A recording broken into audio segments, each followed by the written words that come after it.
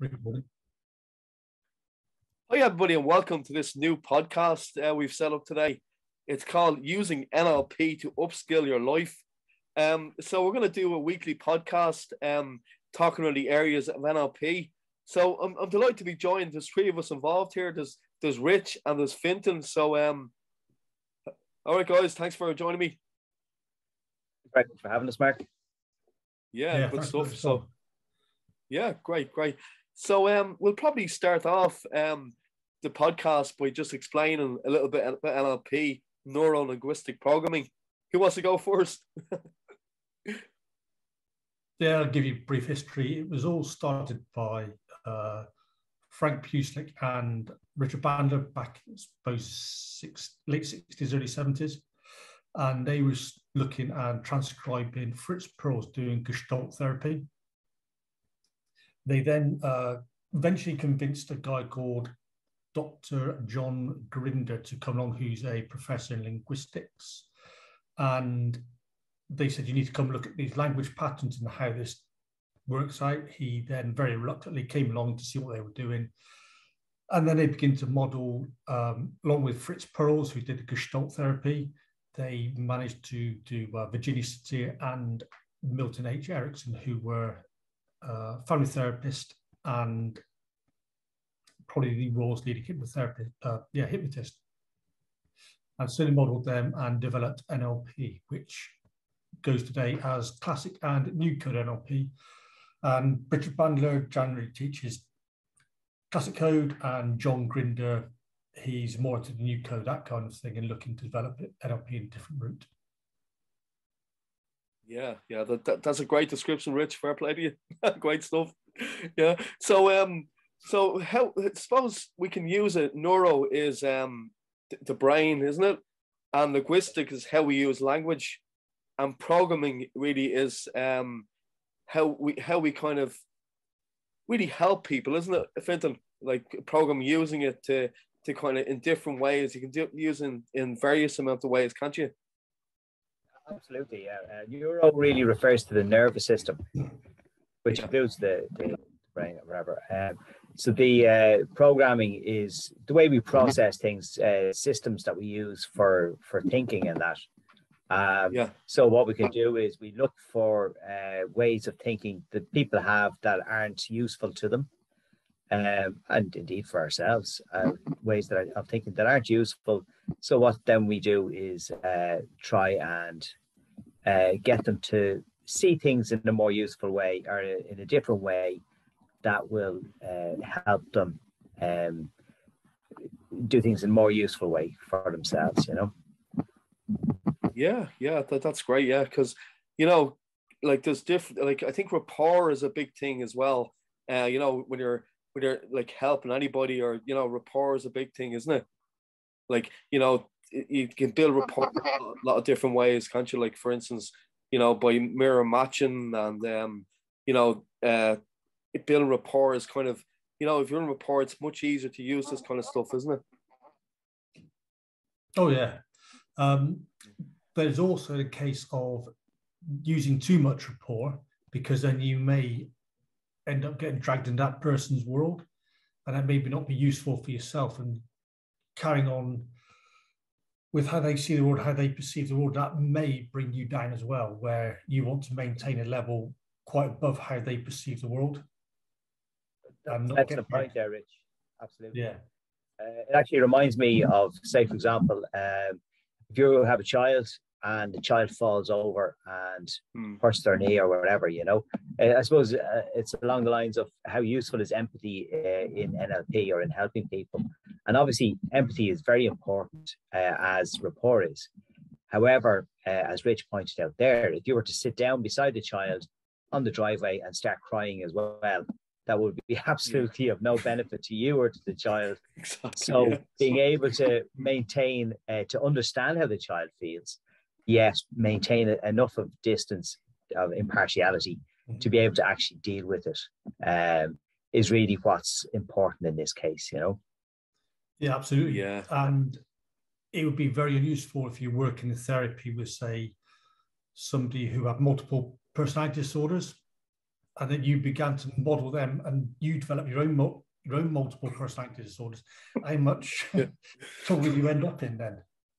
So so building rapport is very, very good in some circumstances, excellent, like in sales, like in some therapy circumstances, getting on with your family and friends generally day to day, work colleagues, be pretty good in, but in some therapy settings, probably not a very good idea.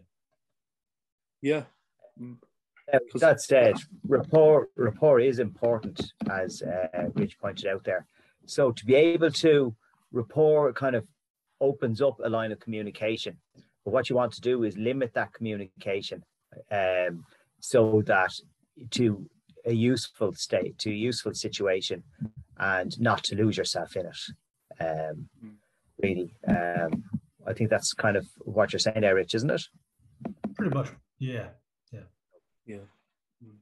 So it's pretty good in a lot of circumstances, but no, that's a perfect example you gave, Fintan. You know, about, you know, if your child hurts a leg, you don't want to be sobbing with them either. So that's great. That's well explained. Because and then we all kind of have different senses, like the VAC, the VAC. You know, we might just talk around that to let people know what that is. You know, for the visual, the auditory, and kinesthetic. You know, the visual is to see, and then the auditory is to hear. You know, we all use different words in them circumstances, don't we? Absolutely, Mark. And there's also not very commonly used is the olfactory and gustatory, but then depending if you work in, say, as a perfumery, sommelier, restaurant, you'll tend to use those olfactory and gustatory words more than the visual, auditory, and kinesthetic. And the more flexible you can be with those three, the visual, auditory, and the kinesthetic, then the more rapport and the better you can converse with people. And that could potentially help with things like conflict management, getting involved, or avoid being involved in altercations, that kind of thing. The five senses really are what's represented in the VACOG or VAKOG. So what they are is, obviously we know we have sight, sound, touch, smell, and taste, right? So V is visual, sight; auditory, hearing or sound; K is kinesthetic, which is touch, it's feeling; and then the subset of kinesthetic then is olfactory and gustatory, which is smell and taste. So basically, it's just using the five senses, how we use the five senses to represent the world to ourselves and to interact with the world and to interact with other people. That's basically all that's about. And yet, by saying, "Oh, I don't try and play that down because it's massive. It's everything," you know. Yeah, that makes sense. Thanks very much. Because, you know, for instance, what a good thing for people to do is kind of write out a list of words for visual, and a list for auditory, and a list for kinesthetic to start with, and then there's obviously the taste and the other one as well. Taste and what was olfactory and gustatory. Oh yeah, right, exactly. And then you can kind of gauge what your major one is, can't you? Like for whether you're visual or auditory or kinesthetic are the main ones, to kind of gauge exactly what language you're speaking in, really, isn't it? And that way you can kind of see if you're trying to help, if you're helping people, or it could be in any day life to kind of be speaking the same language. Would that be right, lads? Yeah, definitely, Mark. It's also what people have been told in schools is they're either a visual, auditory, or kinesthetic learner, which is true, but it's also very false as well, because we all use them, as you mentioned earlier, some more than others, but we may have a preference for, say, visual, and then flip between maybe auditory or kinesthetic preferred, secondary. But the more flexibility we have in all three, it could sound better to somebody else, and they could get better grasp and see better as to what you're saying. Yeah, exactly. Just to reiterate what Rich is saying there, by using, as he said, we all have a primary way of interacting with the world. So, for example, my own is kinesthetic. So, But that said, no, by doing up a list, as you mentioned there, Mark, it makes us more aware of language, of people's language, particularly our own language, with other people's language as well. So what that means then is that we can pick up on whether somebody is primarily visual, auditory, or kinesthetic, right? And where that's very useful is in our communication with, our loved ones in work, or if you're in sales. For example, if you're a salesperson and you want to sell a car, and you say to you say to someone, "Oh, can you see yourself in that car?" And he says, "I can hear the engine purring," or "I like the sound of the engine." And he goes, "Oh yeah, you can really see yourself in that car, can't you?" And he's going, "Well, no, not really, because I'm hearing the sound of the engine." That's not what he'll say out loud, consciously. But then they might say, "Oh, you can feel the leather, the feel of the leather." And they go, "Well, no, I'm still listening to the sound of the engine."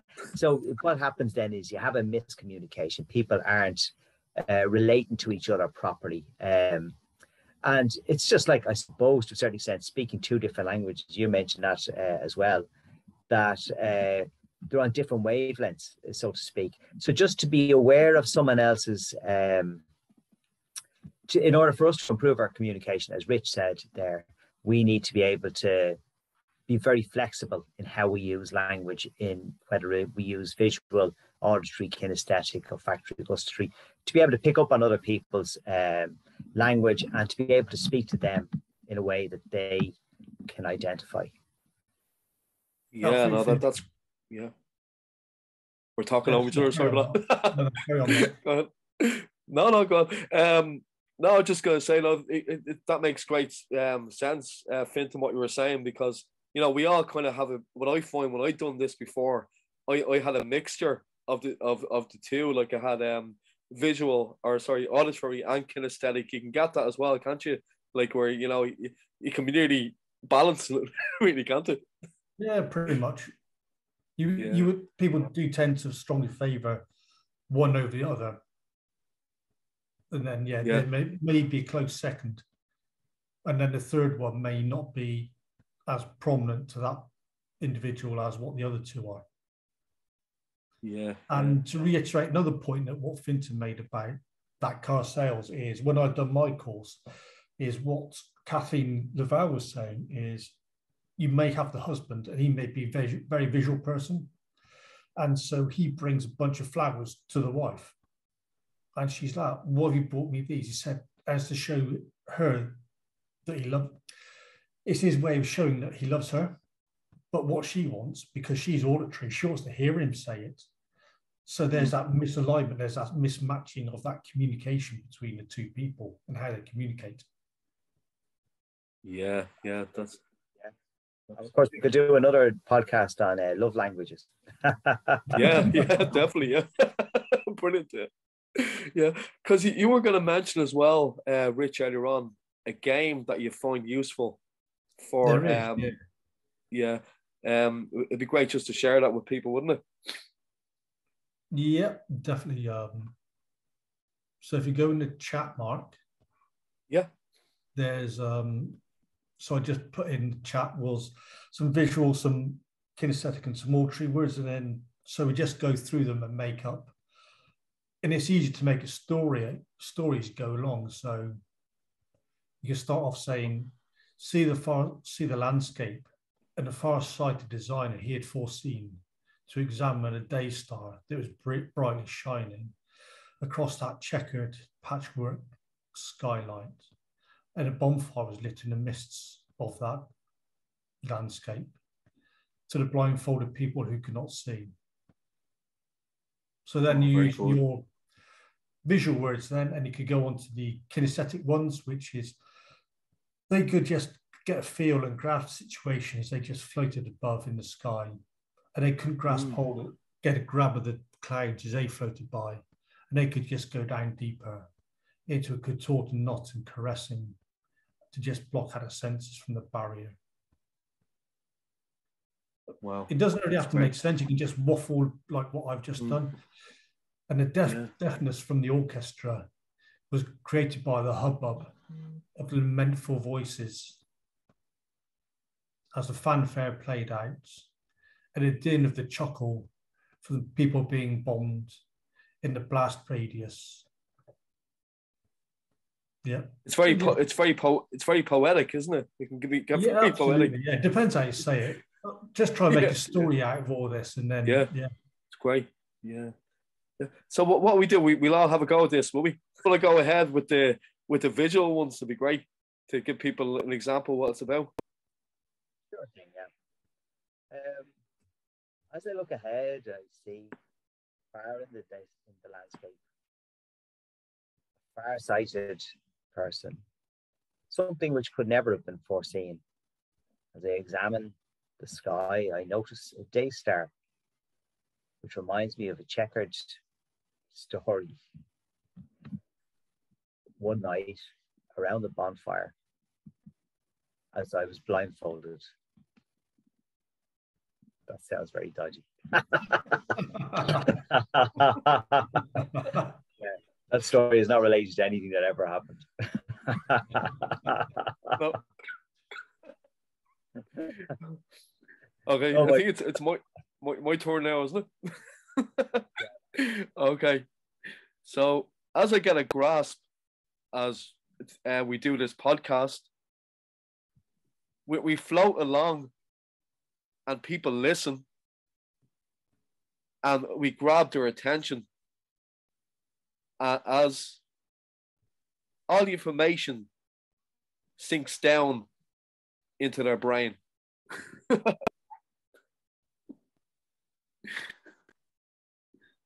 you want to go with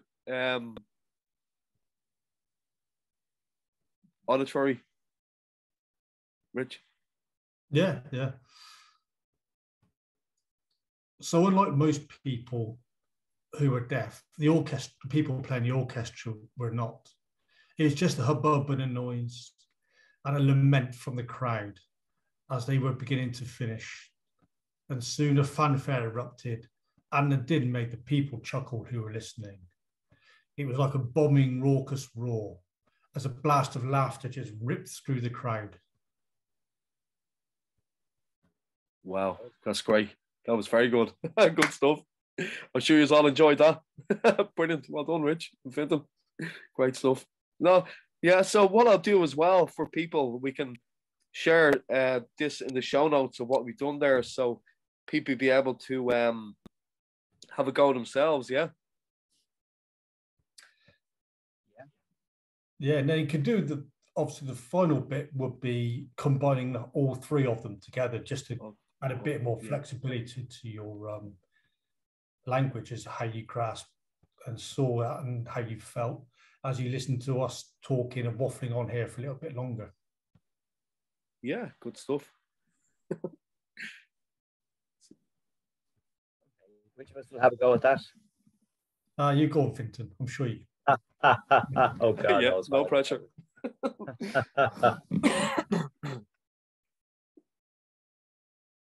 see what's in front of me. I feel quite strange. Suddenly I feel deaf. I look at the landscape and I grasp the beautiful orchestral sight. And as I look into the distance in a far-sighted way, I float along on the hubbub of the noise, which could never have been foreseen, as I tried to grab onto something. I lament that I failed to examine what was going down. And as I hear the fanfare in the distance, I look up and I see the day star as I contort myself to avoid the din. And I see the checkered flag. Awesome. Good job. Awesome. Well done, Fintan. Great. Yeah, so that was a great exercise we did there, lads. Thanks a lot for that, Rich. That's really helpful. It just shows that how we can all kind of a learning process for everybody that's doing this. So that's great, Rich. So you wanted to maybe touch a bit more on VOC or VOK. Rich, would you like to do that? Yeah, thanks, Mark. As we mentioned earlier, we got the visual, the auditory, and the kinesthetic, and we didn't really touch upon the olfactory and gustatory because we don't really use these words as such.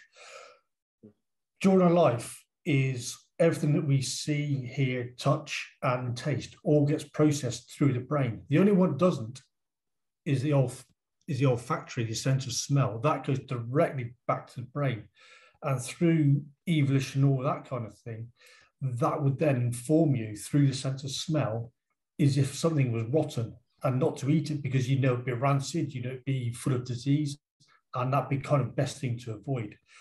Also, what's very good about this on the reverse of that is you can use the sense of smell for things like revision. So when you've got, say, like incense burning or something like that, you can use that smell to relive when you're revising a topic or a subject. And when you're doing your exams, you could have that sense of smell not burning away, but somewhere nearby that you could, as in a perfume or something like that, that you can actually utilize to then remember the answers that you've been revising through that subject that you've been studying, which is very, very useful. There's quite a few people who utilize that to aid them in what they're studying and how they improve their results and things. That's an excellent point there, Rich. And actually, it reminds me of something I was heard there a while back. When people are trying to sell their house, quite often they recommend that you have coffee brewing in the background and bread baking, because obviously you're not going to filter that out. You're just going to go straight into the brain, process it completely unconsciously, and continue on and really like that house, Yeah. Well, you hope they like the house. Yeah, well, that's exactly it. Yeah. You're going to like it more anyway as a result of the nice smell that they don't necessarily even notice, Yeah. or certainly not consciously. Yeah. And obviously they do that in the shops as well, is pump out certain scents to make people make random purchases and things. Yeah. A marketing ploy, huh? Yeah. But no, it's unreal, like all these things, because people are watching this and listening to this wouldn't be too familiar with, even though they have one of the three things, the visual, auditory, and kinesthetic. So it'd be really a eye opener for them, won't it? Yeah, very much so, Mark. Yeah. If you've not been, everybody knows this stuff, but we've never been taught it. Yeah, exactly. One of the things that I suppose Rich mentioned there, through our entire lives, we process all of these things through our visual, auditory, kinesthetic, and something that happens, and we all do it. We don't really realize what we're doing. But for example, you might be walking down the road, and you ever get the smell of fresh grass, for example, being cut, and it always reminds you of something, and maybe something that happened last year or years ago. The same with, say, smell of flower, or you see somebody or something, and it reminds you of something that happened years ago, and all of these things are, I suppose, anchored in our bodies somewhere, and in our brains. And the same, you get somebody touches you, right? Or you touch something and it reminds you of something maybe that you had when you were a child. The same, so you have your smell, your sense of taste. You might taste something that you haven't tasted in years, and suddenly you're transported back to when you were a child, and suddenly there you are in a completely different place and lost to the world. And next thing, somebody has to go, "Oh, are you still here with me?" That's a great point, Fintan. That's a great point, because even for instance, which is a great idea, if, say, for instance, you're at a concert or something's really, really fun that's happening to you, like, to actually anchor that feeling, like, it's a great idea, like, but not to do it with the prominent hand. Like, if you're right-handed, use the left hand and squeeze thumb and ring finger together, and just by doing that, you're going to anchor, and you're going to keep building anchors, aren't you? By doing that, positive anchors. Yeah, of Of course, yeah. I suppose that's probably something we'll be covering in a later Yeah, podcast of anyway. course, yeah, yeah. When we're covering anchors. But it is something that everybody can relate to. I'm quite sure. Just the idea that you smell something, you hear something, you see something, and it just reminds you of something else, brings you back. And like that, yeah, you can record it and that, but we can cover that again in the later podcast, I suppose. Yeah, no, that's great, Fintan. Thanks very much. And as well as that, something that I was thinking about maybe bringing it up earlier, you know, for instance, if it's very important even to be in a good state when you're watching these podcasts, you know, it can, when you're in a good, happy state, you're going to learn much better, aren't you? Like to put yourself, like, you know, if you're like, you know, to make yourself in a good state, it's the best way we learn to take things in, isn't it?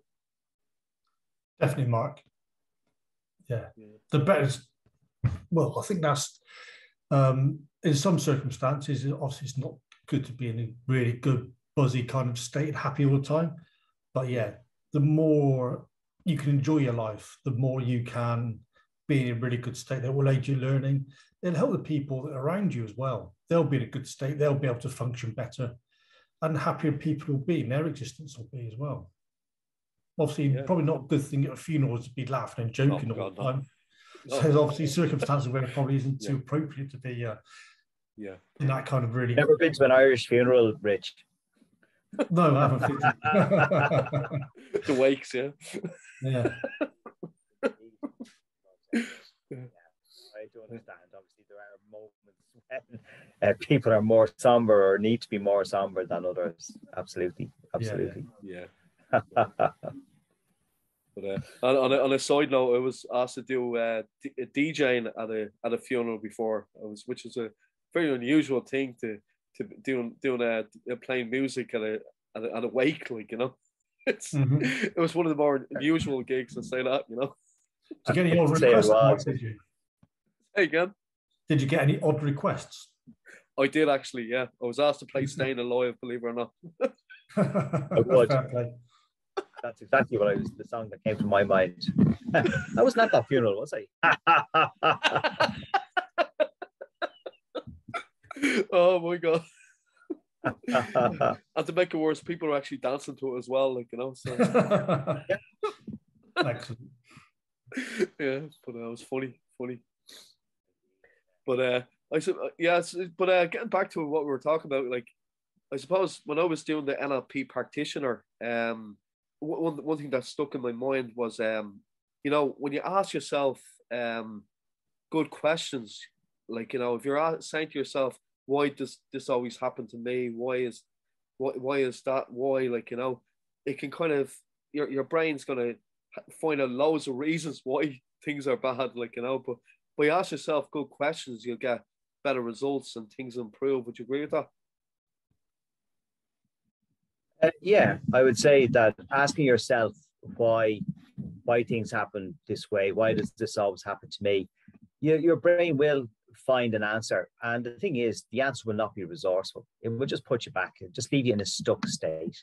What you want to do is you want to move forward by asking yourself better questions, like, for example, well, what is it that I want? How can I change what's happening to me? Recognizing certainly that the same thing is happening over and over again, but then ask yourself, how can I change this? What can I do that's different? And what is the result that I want? What is the outcome that I want that I can work towards? And looking at your processes then, how you act in certain circumstances, and how you can change how you act, and that. So yeah, that would be a much more resourceful way of looking at it, rather than asking yourself, why am I stuck like this? Why does this always happen? You know? Yeah, absolutely, yeah. Because what you're doing is, so the conscious is about 5% of mental processing. The subconscious is something like 95% of your mental processing. And you're trying to get down to the experience level to find the information that you would require to resolve that situation that you're in. So that's what these questions are, of like who, what, where, why, not why as much, but when. So limit how much you ask yourself why. As Finton said, it is a quite limiting thing. So you'd end up going around in a circle of why did you do this? Because I felt like it. But why did you feel like it? Because it made me feel good. Why did you feel good? Because it did. And you can just go round and round like that. Yeah. Instead of asking more useful, resourceful states of yourself or somebody else. Yeah, no, that's great, because there is obviously circumstances where you have to ask why if you want to find out something, but not like I understand, but like ask yourself stuff's like, why is this always happening to me? You're going to answer, give yourselves loads of reasons, so that makes so much sense, doesn't it, for people? Yeah, absolutely. Yeah, and the more resourceful you can be for yourself, then you would have hopefully a far better life than not. Yeah, exactly. Yeah.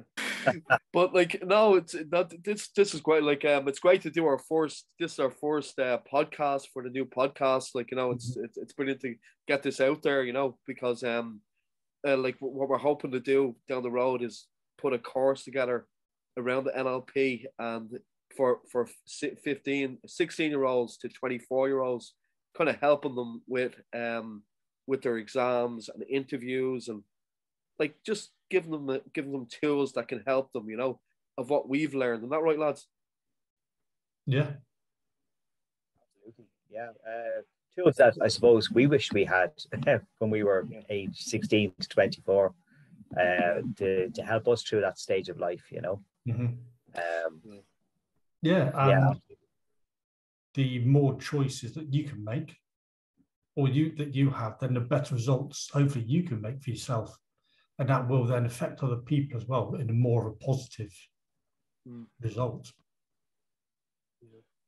Exactly. It's like, for instance, what we were mentioning back there just a few minutes ago about asking yourselves the right questions. I know we'll talk about it further in another podcast, the meta model and the Milton model. We'll touch on that again.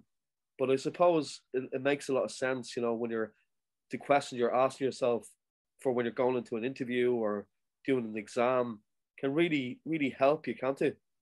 Mm-hmm.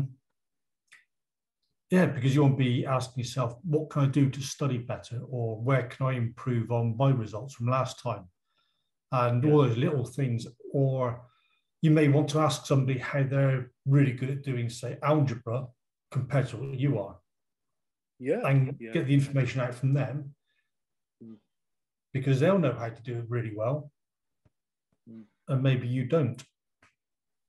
Exactly. Absolutely. Yeah. And don't forget, NLP is based on modeling excellence.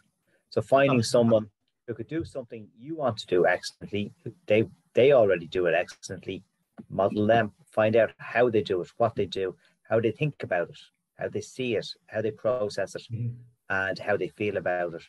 And again, we're back to the five senses, Yeah. How do they see it? How do they hear it? How does it sound to them?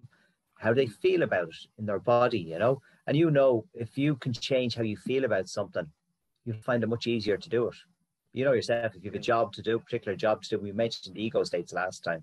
If you have a job to do and you can make yourself feel good about it, but then you'll do that much more easily. You'll do it better and you'll be happier about doing it.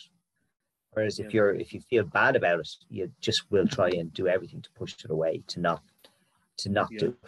Yourself. We've all done that as well, Yeah. And going back to what you said about how people do things excellently, is if you're going to ask them, they may come up with some quite bizarre solutions for how they work all this. They work out what they are doing really well. Don't be too judgmental on that, because if that solution works for them, then you can kind of map that across to how you do it. It can be really effective for you. Maybe you might want to alter it a little bit to be more comfortable for yourself. But don't be too judgmental on what this person says and how they say it. Yeah, exactly. Yeah, that's a great point. Great point. Yeah, because you remind me really of when I was reading that book. Sorry, that big book, Teaching Excellence by Kate Benson. Basically, she brought up a really good point. For kids in school, like there could be a class, people in the class that are really good at maths, and then there could be kids in the class that are not as good. Like they have other strengths. So what she kind of did was she kind of found out what do they live in the same area. So when they got the bus home together, they were teaching each other how to improve on these different subjects. So that's a really good lesson to learn for anybody, you know, because you know in all walks of life, when you're in your job, no matter what you're doing, there's always going to be somebody who's a bit better at what it is to do. But you know, not to kind of feel resentment towards them, just how could I do us better, you know? So it's a good way of thinking it, isn't it? It's a good way of learning, isn't it? Yeah, that's very correct, Mark. And that reminds me of the old adage, when you understand something and you can teach it to somebody else, you learn twice, because you know how to do it. You're teaching somebody else, and that just reaffirms and confirms what you know. Yeah. So the more you can improve teaching somebody else, that'll then aid them and then help you improve in your understanding and your learning of something as well. Yeah. I think it was Stephen Coveney, the author of, in the book, 7 Habits of Highly Effective People, said that when you want to learn something new, you learn it to teach it.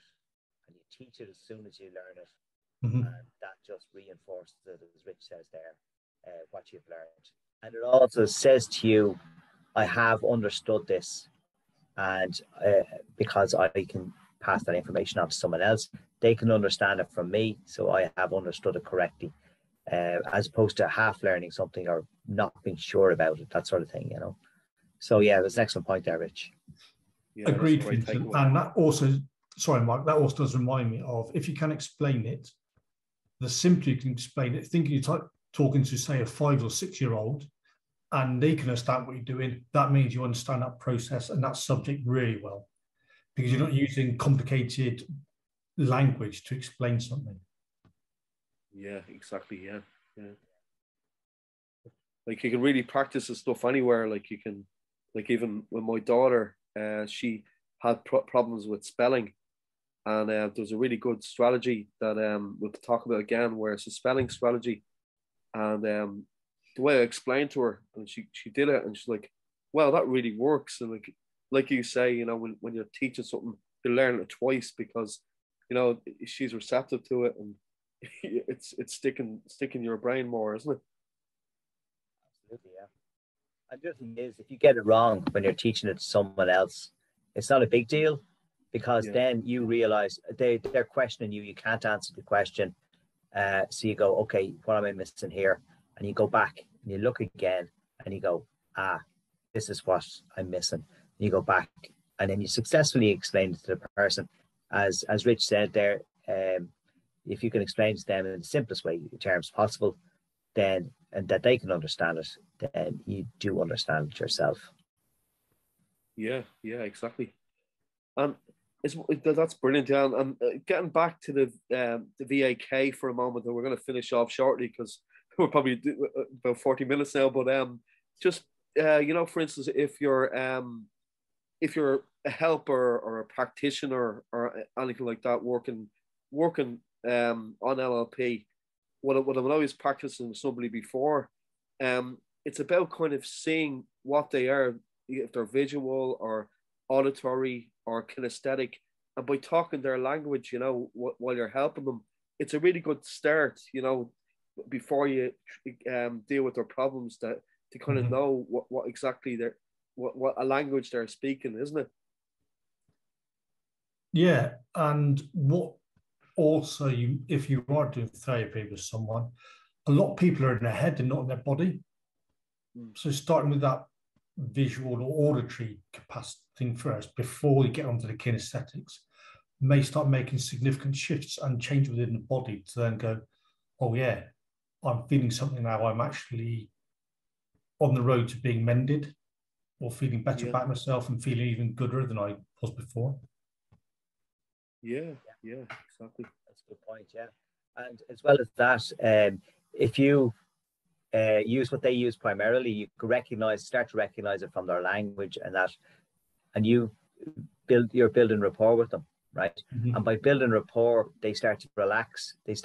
And then what you can do is bring in all five, because in the end of the day, while somebody may be primarily visual or primarily kinesthetic, we're all five, you know. Yeah. So by using all five, ultimately you will get the best result. That's obviously unless you're deaf.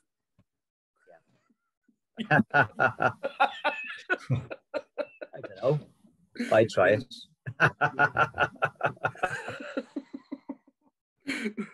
But it just shows you, like, you can use it.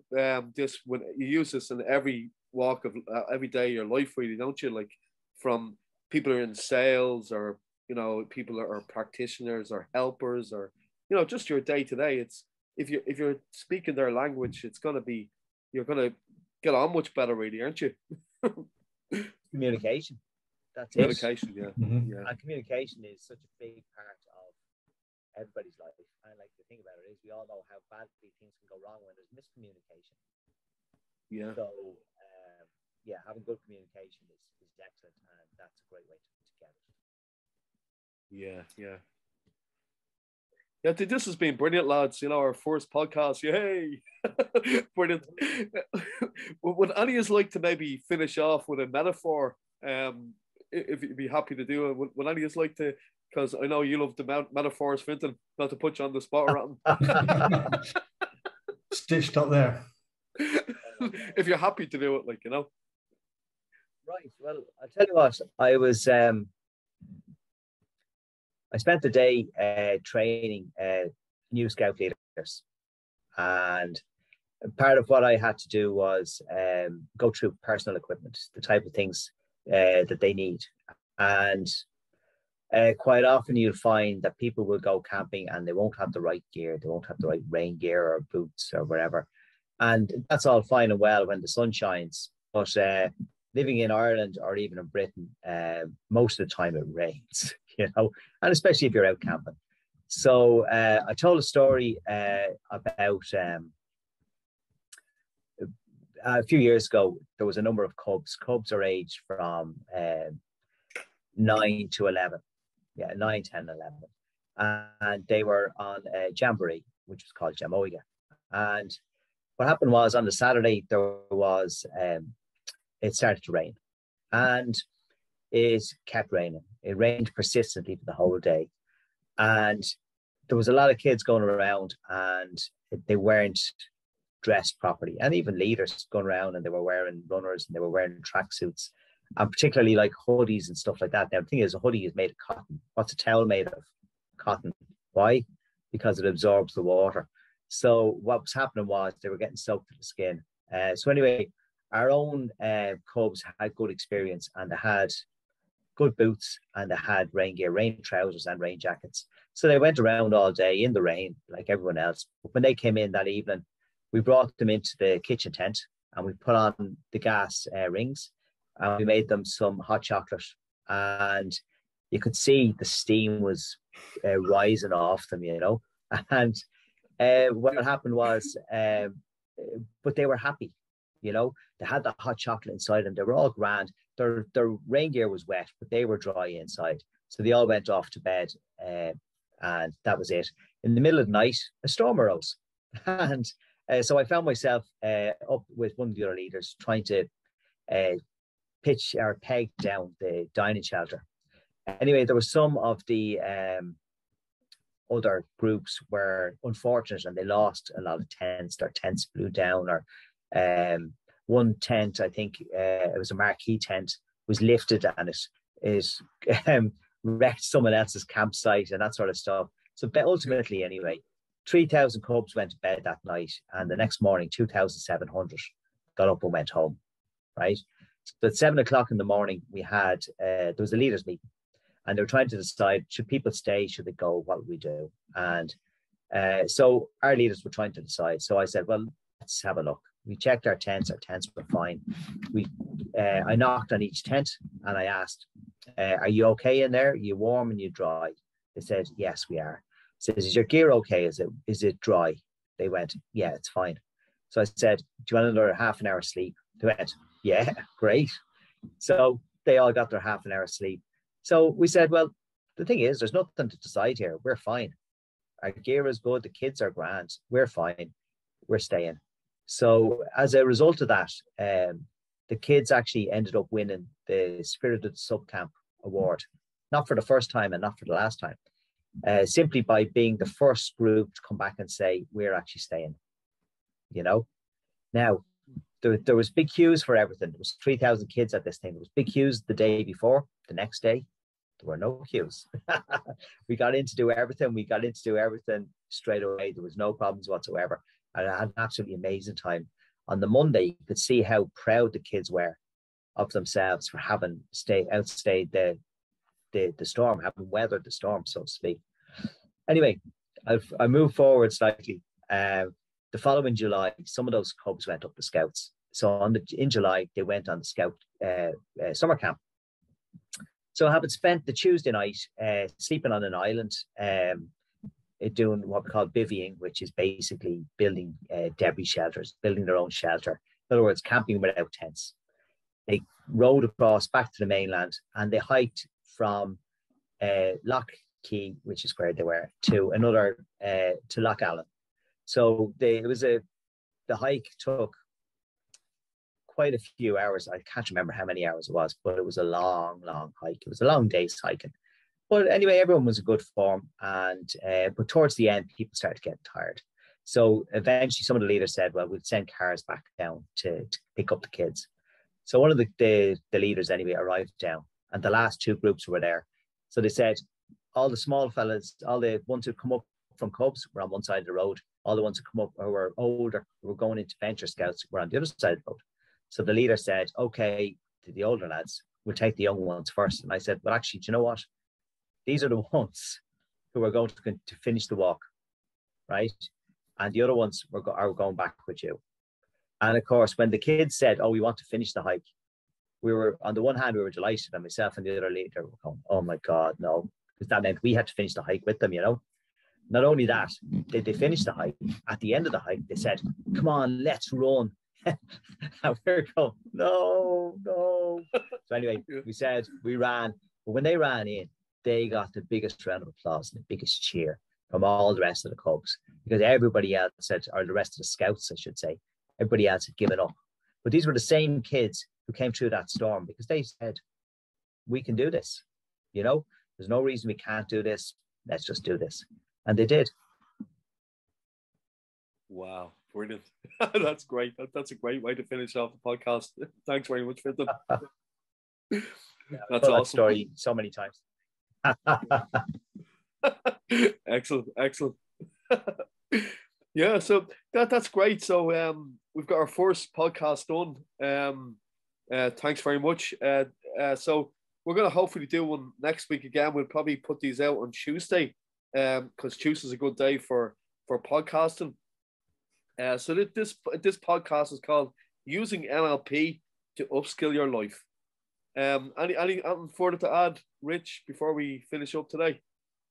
No, that's been brilliant. Thank you, Mark, and thank you, Fintan. Thank you, Fintan. Thank you, Rich. Yeah. Oh, absolutely delighted to do that now. Yeah, great stuff. Yeah, we might do a empowering question next time to finish up. But listen, thanks very much, lads. It was a pleasure, as always, to do a podcast with you. Thanks very much, Mark. And thanks very much, Rich. Yeah, and a big thank you to all the listeners as well. So stay tuned for another podcast next time. Take care. Thank you. Thanks. Cheers. Cheers, lad.